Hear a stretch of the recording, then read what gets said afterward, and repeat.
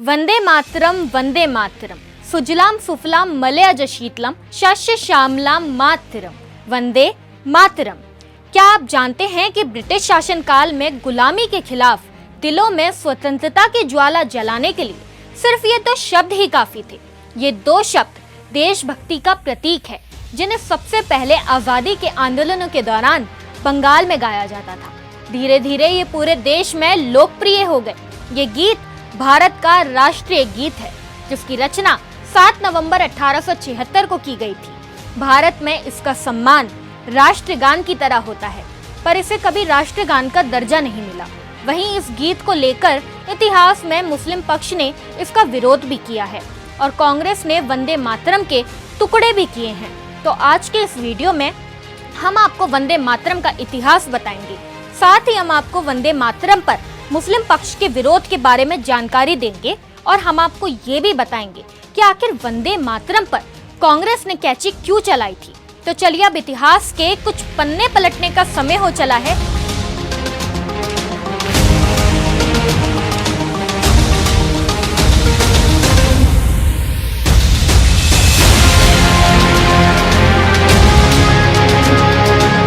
नमस्कार, मैं हिमांशी राजपूत और आप देख रहे हैं सुदर्शन इतिहास। वंदे मातरम भारत का राष्ट्रीय गीत है, जो बंकिम चंद्र चटर्जी की कलम से निकला है। बंकिम चंद्र चटर्जी ने इसकी रचना 7 नवंबर 1876 में की थी। ये कविता पहली बार 1882 में उनके उपन्यास आनंद मठ में प्रकाशित हुई थी। संस्कृत और बंगाल के मिश्रण से वंदे मातरम की रचना की गई थी। वंदे मातरम की शुरुआती 2 पद संस्कृत में थे, जबकि शेष गीत बांग्ला भाषा में था। वंदे मातरम का अंग्रेजी अनुवाद सबसे पहले अरविंद घोष ने किया था और 1906 में वंदे मातरम देवनागरी लिपि में प्रस्तुत किया गया था। इस गीत को भारत के स्वतंत्रता संग्राम में एक महत्वपूर्ण भूमिका निभाने के लिए जाना जाता है और इसे भारतीय राष्ट्रीय आंदोलनों का एक प्रतीक माना जाता है। आपको बता दें कि कुछ इतिहासकारों का कहना है कि बंकिम चंद्र चटर्जी को वंदे मातरम का आइडिया तब आया था जब वे 1870 के दशक में डिस्ट्रिक्ट कलेक्टर के रूप में अंग्रेजों की सेवा में थे। उस दौर में ब्रिटेन का एक गीत था, God save the queen. Bharat के हर समारोह में इस गीत को गाना अनिवार्य कर दिया गया। इस बात से बंकिम चंद्र को काफी आघात पहुंचा। वो अंग्रेजों के इस तानाशाही फरमान से काफी नाराज थे, जिसके बाद उन्होंने साल 1876 में एक गीत की रचना की और उसको शीर्षक दिया वंदे मातरम। उन्होंने इस गीत को अपनी मातृभूमि भारत की प्रशंसा मिली। चलिए अब जानते हैं कि आखिर मुस्लिम पक्ष वंदे मातरम का विरोध क्यों कर रहा था और आज तक कई मामलों में करता आया है। आखिर क्यों, जब हर देशभक्त की जुबान पर सिर्फ एक ही गीत था, तब उस वक्त देश विरोधी ताकतें और मुस्लिम लीग ने 1908 में इसका विरोध शुरू कर दिया।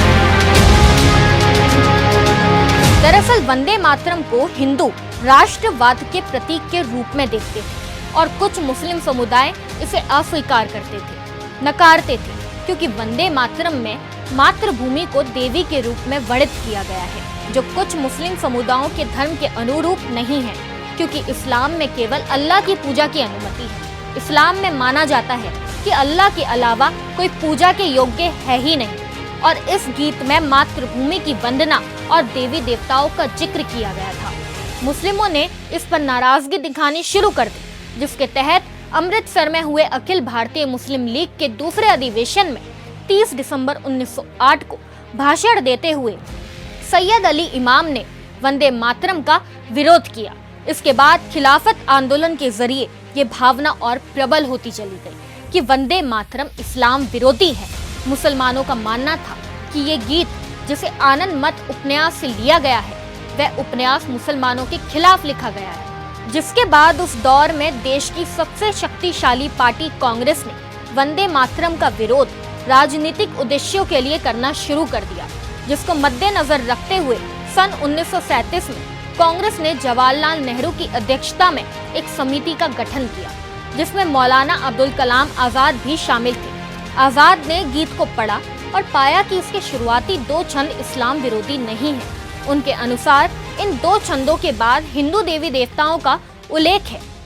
समिति के विचार विमर्श के बाद एक फैसला लिया गया। जवाहरलाल नेहरू के नेतृत्व में कांग्रेस कार्य समिति ने 26 अक्टूबर 1937 में एक लंबा बयान जारी कर इस गीत के 2 टुकड़े कर दिए।